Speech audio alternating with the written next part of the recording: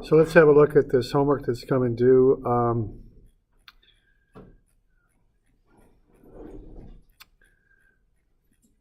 There's that handout problem for momentum, and these are due Monday, I think. And then there's also the that other one that gets into a bunch of vectors. This 271 is it's just kind of a way to get you to see you're comfortable calculating this stuff out, is what that's all about. So let's kind of look at that. All right, so what you got going on with that is you've got this point A on the plate, and we got the motor spinning the plate, and we want to figure out the velocity and acceleration of that point A. So this is very similar to that thing we did in class, which took a while to work through, but that's just the nature of these things, I guess. So the basic information on this is we want to know after 4 seconds where is point A and we want a velocity and acceleration vector for it.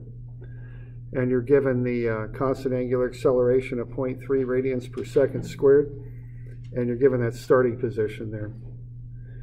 So what I did there was calculate omega, which would be alpha times the time. The initial angular speed is 0. So omega is 1.2, and then from there you can find the velocity by taking omega times r. Now what r would be the distance from the point about which you're rotating to your point A, and that's half of 0.9, it's 0.45 meters. So there's the velocity of A in meters per second. So the angular velocity is 1.2, and the linear is 0.54. Okay. And then if we want to know where it is, we'll use this formula here. So we'll plug in, we want to find theta. Our initial theta is here at horizontal, so that's 0 degrees and 0 radians. I guess we're going to be in radians here. Omega 0 is 0, and then we got alpha at 0.3, t is 4. So that'll get us the position. It's 2.4 radians, which is 137.5 degrees. Okay. So I start off by getting the basic information on the thing. Okay, now once you have that, you could do it in 2 different ways. And as I've mentioned, it doesn't really matter to me which way you use. Just use a method that you're comfortable with. You can do it with vectors, or you can do it more in what I call a visual or geometric sort of way. All right. So the velocity there is perpendicular to A. So if you do it geometrically, the calculations are simpler, but you do have to be able to visualize the motion. So here we've got this line here is at 137.5. That's that angle right there. So what you would do then is, if you know that from the horizontal positive x-axis there to that line is 137.5, if you take that away from 180, you'll get the angle that it makes with the negative x-axis, 42.5. Okay, and then we know the velocity makes a 90-degree angle with that line. So 90 minus the 42.5 gets you 47.5 down left. So that's the way the velocity is going. It would also, on the next step, would apply to the tangential acceleration too. It's the same line of action there. So you can just use that angle, 47.5, and vectorize the 0.54 with it. So negative cosine 47.5 times 0.54i minus sine 47.5 times 0.54j. Both those components are negative because the velocity is going down and to the left. Okay, so we're just doing some vector stuff with that. Okay. So there's the velocity vector right there. So we're doing all right with that. Now you can do a cross product and get to the same thing if you like, okay? So you could do it this way, which I'd call geometrically, where you find the magnitude, then look at which way it's pointing and do some trigonometry to find the vector. Or if you want, you can do a cross product and cross omega with r. So omega is counterclockwise, so that's positive. It's 1.2. In the xy plane, rotational vector is a k vector. So that would be a 1.2k, so 0i plus 0j plus 1.2k. And then you have the position from O to A. That would be called out as the position of A with respect to O. That's using the 137.5 degree angle and the 0.545 meter length. So there's your position vector going from O to A. Okay. So that'll be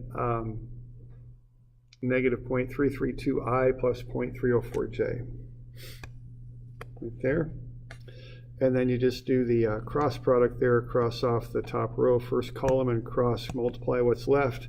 So 0 times 0 minus 1.2 times 0.304, that's the I component.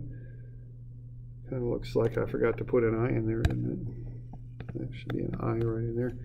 And then minus the J, okay? So the J component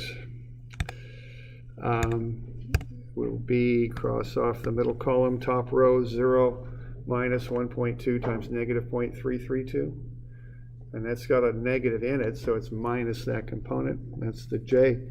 The K is kind of trivial because the K always zeroes out. Don't need to worry about it. So there's two ways to get the same thing, the velocity vector of A. All right with that? Okay. So these are just kind of the mechanical calculations you do to handle rotation. That's what I'm covering here, because you will need to use this more later. Okay. All right.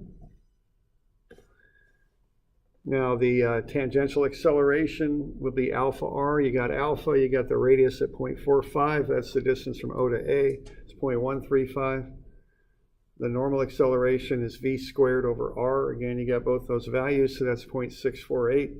Take the square root of sum of the squares, and you get 0.662 meters per second squared. Okay. So that's the magnitude of the total acceleration right there. I also ask you for a vector, so you got to vectorize it. And what you're going to do to accomplish that is you're just going to look at which way these things are pointing. This one looks like 42.5 degrees down right, and this one here looks like 47.5 degrees down left. So you just use those angles and a bit of trig and vectorize the components, and then add them together.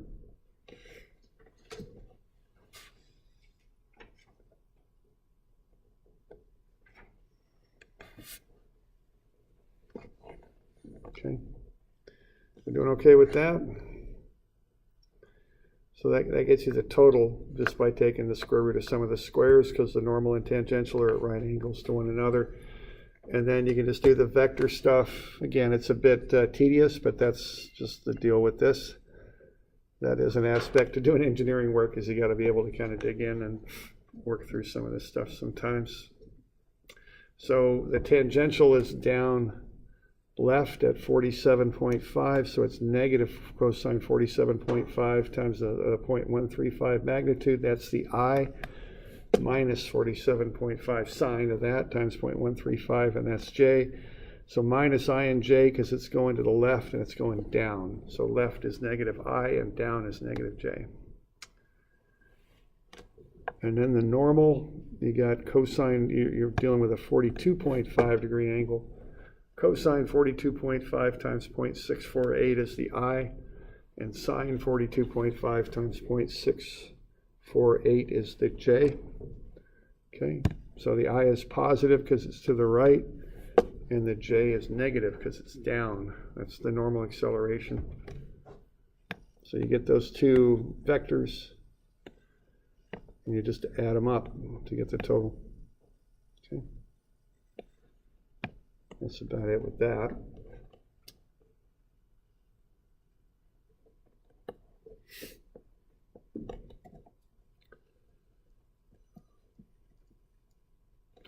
Now, you could also do that again, vector style if you like. So to get the tangential acceleration, you cross alpha with r. The cross product formula is on the back of the formula sheet if you ever need it, okay? And so what you would do then would be cross off the top row in the first column, cross multiply what's left. 0 minus 0.3 times 0.304, that's the I. cross off the top row, middle column, cross multiply what's left. It's minus for the j's, always minus. So 0 times 0 minus 0.3 times negative 0.332, and that's the j. And as I've mentioned, the k always zeroes out. Okay. So that's another way to calculate the tangential acceleration. Okay.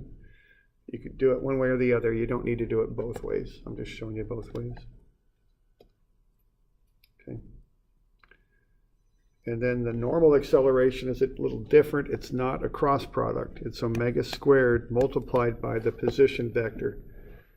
You need a negative out in front because instead of going from A to O, you're going from, or excuse me, instead of going from O to A, you're going from A to O with that normal acceleration. You're going inwards towards the center of acceleration.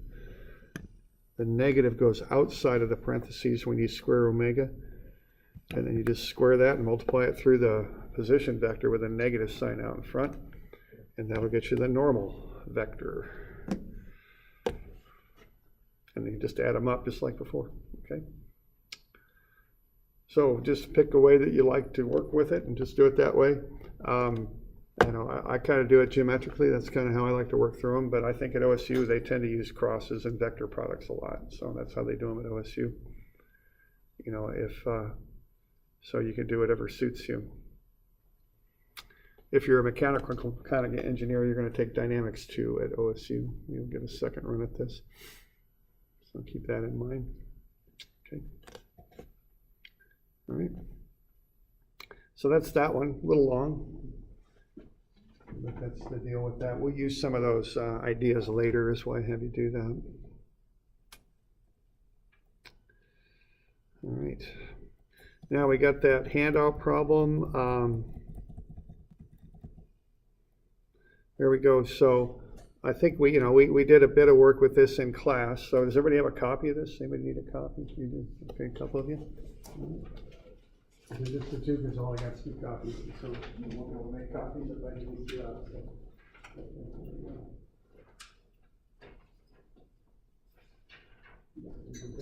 Does he need one? Oh, I You can have it then. I got mine somewhere, so I'll just grab it now. Thank you. I think I only got those 2. So it looks that way.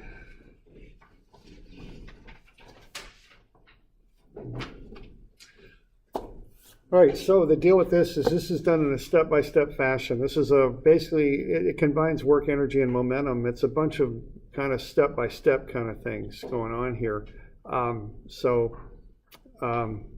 You do want to break this one up into pieces. It's unlike the ramp problem, the slide problem that we did, where I told you not to do that because that was all work energy. Work energy, you just identify at one position, look at the work that happens till you get to another. And then,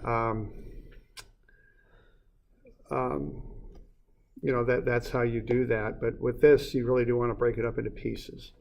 So one thing to get about this is happening on a horizontal plane, on a flat table. So this projectile here is where it starts. It's moving at 40.1 meters per second. It is not dropping, okay? So that's a point of confusion that people have sometimes about the sketch. It's sliding on a flat table. Now it is sliding across a flat table at 30 degrees, but that's not really that big of a deal when you're just looking at A because it's going 2.04 meters, okay? But it's not falling. There's no potential energy change there or anything like that going with that, okay? It's just sliding. And then you've got the coefficient of friction is 0.2. So you're going to do some work energy in there to figure out the velocity of A just before it hits B, okay? So you're going to look at this thing in different steps and different methods you use.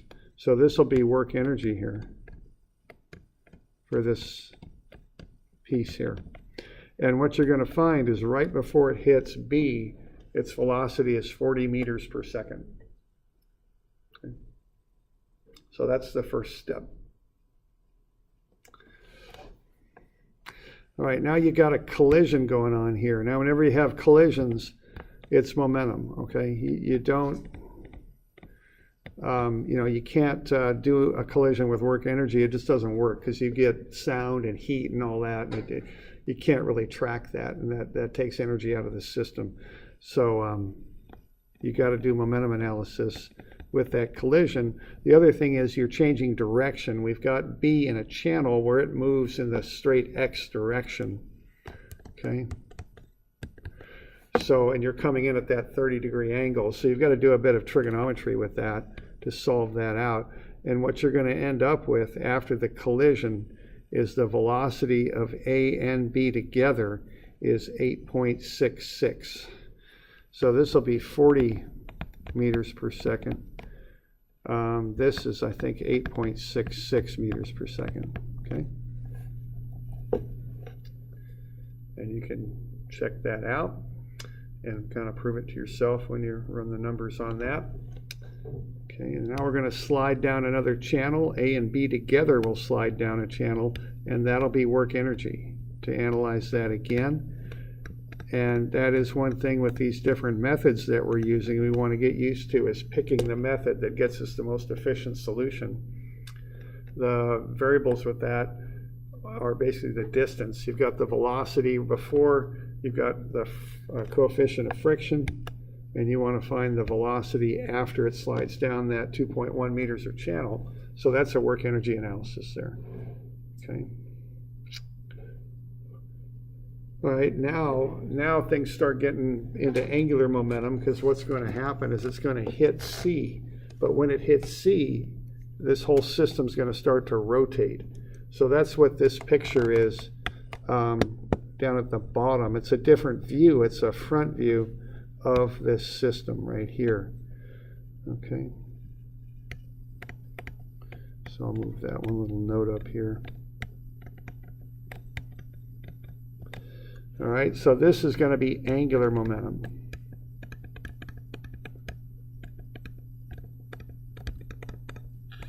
So what's going to happen when that thing hits is it's going to,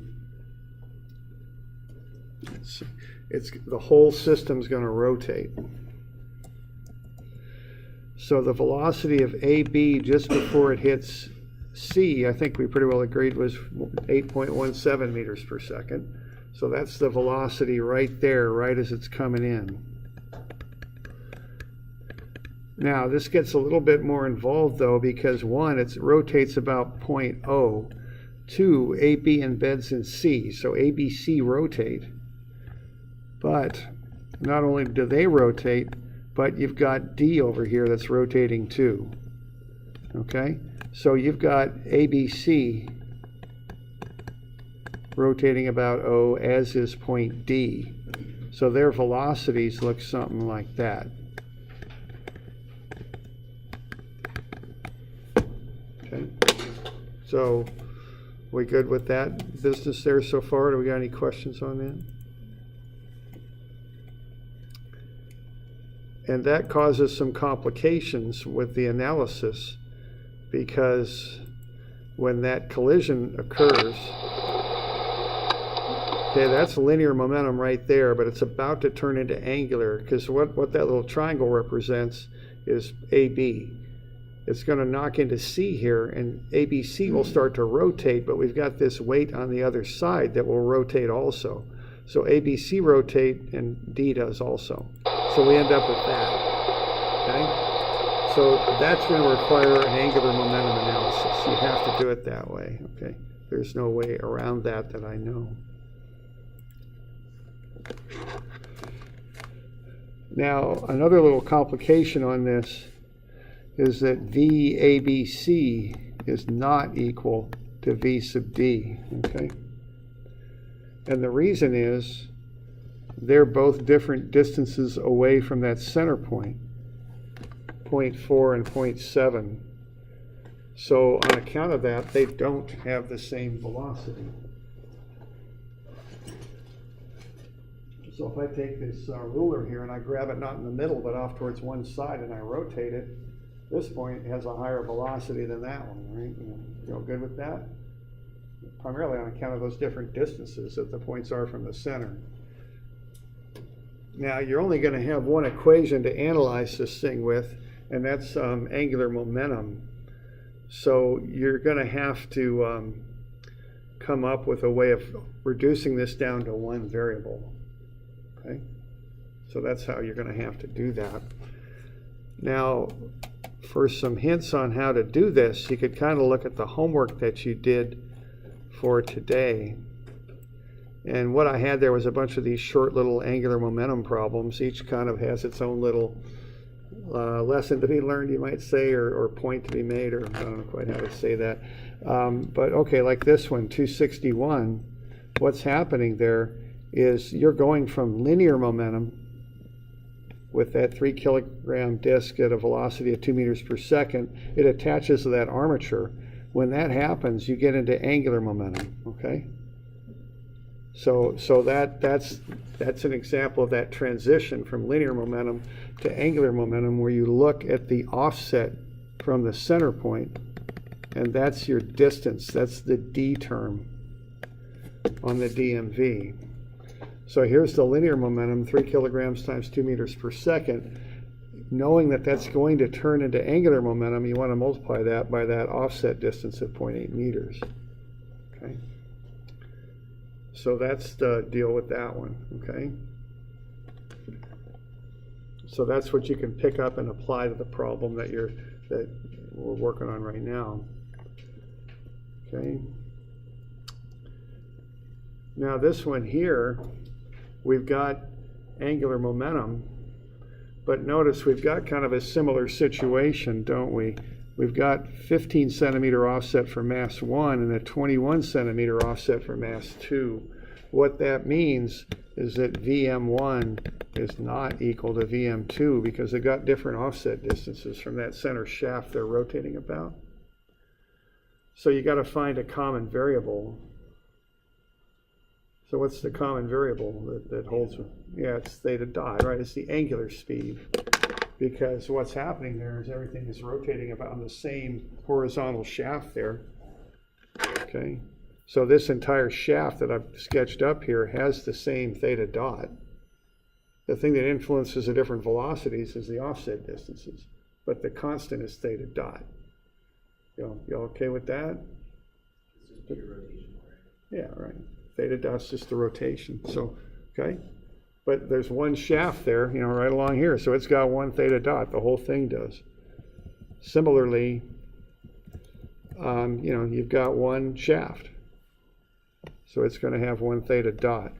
So you can use that to kind of transfer from the linear momentum for AB into the angular momentum for A, B, C, and D. Okay? So look back to that problem. I think it was 263 to help you do that. Okay. All right, now, there's kind of a little step in there where you want to get that angular, or the angular speed, I think I said it was. So right after the collision. So I think to get that, what you're going to do is, and I've got so many notes on this thing, I would do an angular momentum analysis, okay?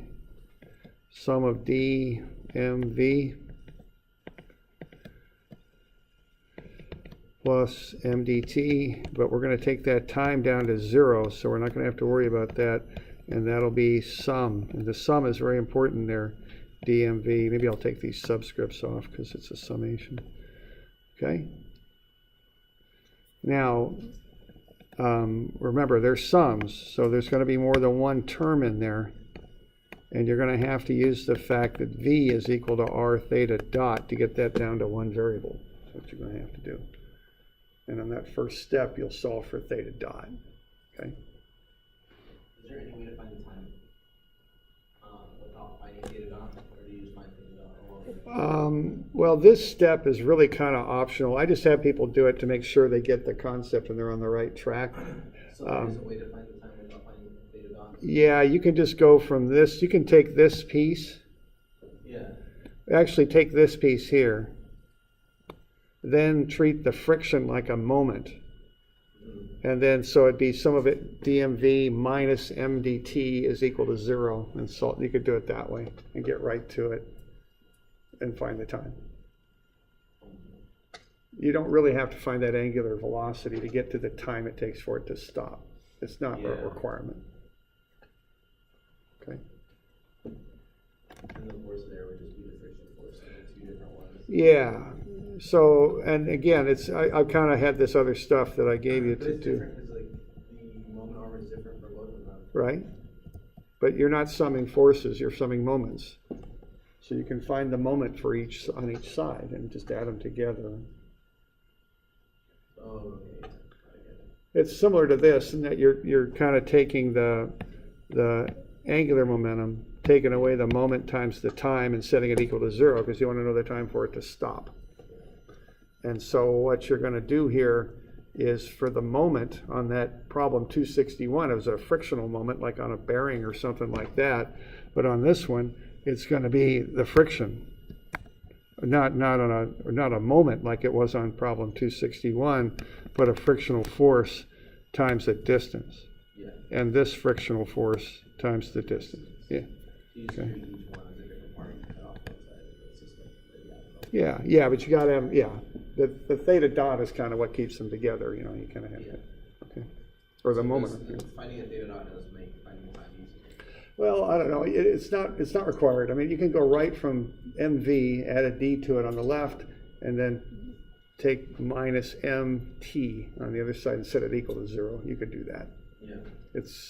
That's probably the quickest way to get to the time. Okay. All right. So the moment here is going to come from these forces of friction times the offset distances. That's where the moment comes from on this. And then you're just going to set it equal to 0 and see when it stops. We got any questions on that? So look to problems 261 and 263. Those are the things that kind of give you some guidance on how to work through this.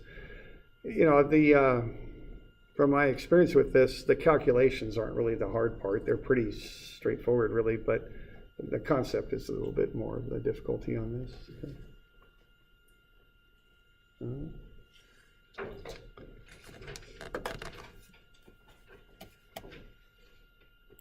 All right, so that stuff's due Monday, all right? Willing to share some of those answers at some point? Oh, I don't know. I haven't done, I'm pretty sure I'm right. Okay, Oh, yeah, sure, Carl. No. I'm 99% sure they're right. 99? Yeah. So that's pretty good. And again, if you take statistics, that's a pretty good interval, 99. I haven't, so. If you solve for this one, you ought to get something somewhere between 4 and 5, okay? I'll tell you that. So if it's not between 4 and 5, you're on the wrong track. Look at the giggling. What's wrong, Carl? Is that a good thing or a bad thing? He's being tricky. All right? So that theta dot, when you find it, ought to be between 4 and 5 radians per second.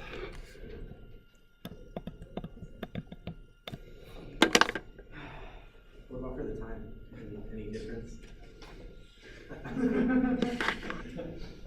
All right, one last thing here, between 1 and 2 seconds.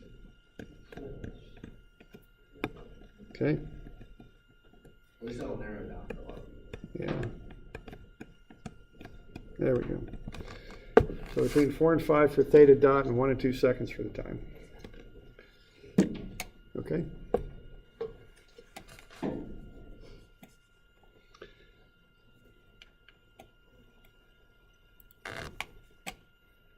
Any other questions on that?